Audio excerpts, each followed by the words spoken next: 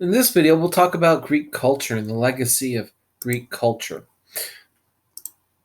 The Greeks made important contributions to philosophy, mathematics, astronomy, and medicine.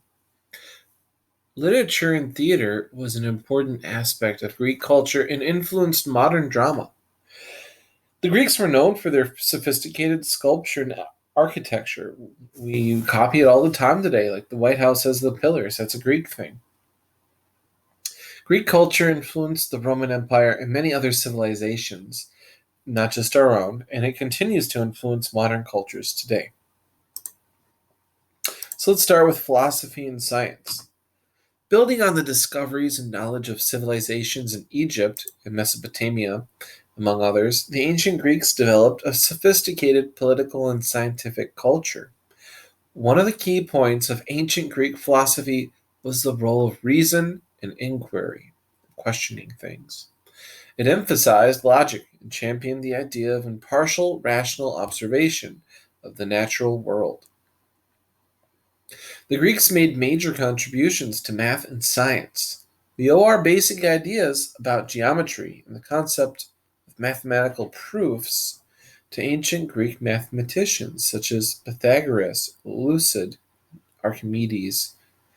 Some of the first astronomical models were developed by ancient Greeks trying to describe planetary movements, the Earth's axis, and the heliocentric system, a model that places the sun at the center of the solar system. Hippocrates, another ancient Greek, is the most famous physician in antiquity. He established a medical school, wrote many medical treatises, and is, because of his systematic and empirical investigation of disease and remedies, credited with being the founder of modern medicine. The Hippocratic Oath, a medical standard for doctors, is named after him. Shall do no harm. Greek philosophical culture is exemplified in the dialogues of Plato, who turned the questioning style of Socrates into written form. Aristotle, Plato's student, wrote about topics as varied as biology and drama. The picture here is a Renaissance painting of the School of Athens by Raphael. So they're wearing Renaissance clothes, but this is a bunch of philosophers discussing philosophy. Art, literature, and theater. Literature and theater, which were very intertwined, were important in ancient Greek society.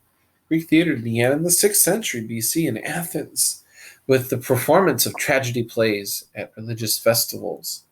These, in turn, inspired the genre of Greek comedy plays.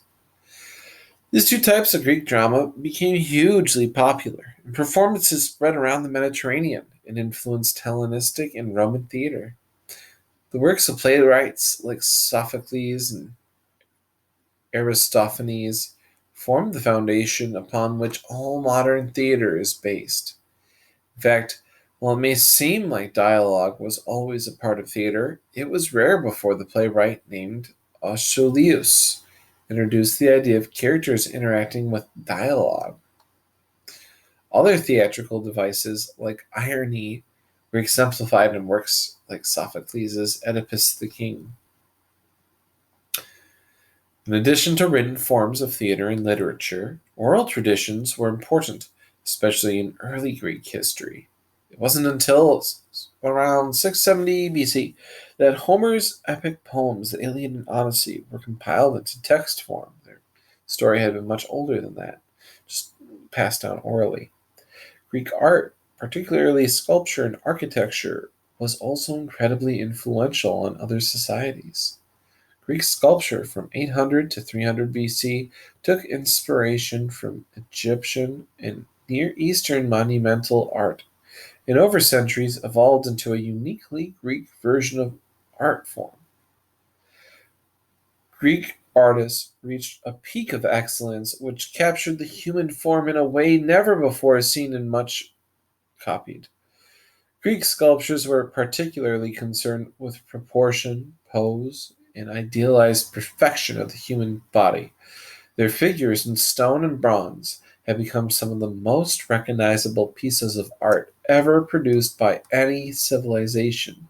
It looks really good. It looks very real. And it's because of its beauty and realism and exemplification of the human form that the Renaissance will look to this art to rediscover what art is. Greek architects provided some of the finest and most distinctive buildings in the entire ancient world, and some of their structures, including temples, theaters, and stadiums, would become staple features of towns and cities from antiquity onward. In addition, the Greek concern with simplicity, proportion, perspective, and harmony in their buildings would go on to greatly influence architects in the Roman world and provide the foundation for the classical architectural orders which would dominate the Western world from the Renaissance to the present day. The legacy of Greek culture. The civilization of ancient Greece was immensely influential in many spheres: language, politics, educational systems, philosophy, science, and the arts. It had major effects on the Roman Empire, which ultimately ruled it. As Horace put it, captive Greece took captive her fierce conqueror and installed her arts in rustic Latinum. Via the Roman Empire, Greek culture came to be the foundational um, culture to Western society in general. The Byzantine Empire inherited classical Greek culture directly. Without Latin intermediation and the preservation of classic Greek learning, medieval Byzantium tradition exerted strong influence on Slavs and later on the Islamic Golden Age and the Western European Renaissance. A modern revival of classical Greek learning took place in the Neoclassicism movement in 18th and 19th century Europe and the Americas. So, what do you think? Why did Greek philosophers value logic so highly? Can you think of modern day art, architecture, or theater that may have been influenced by Greek culture? You ever heard of Greek Town? All right, let me know what you think.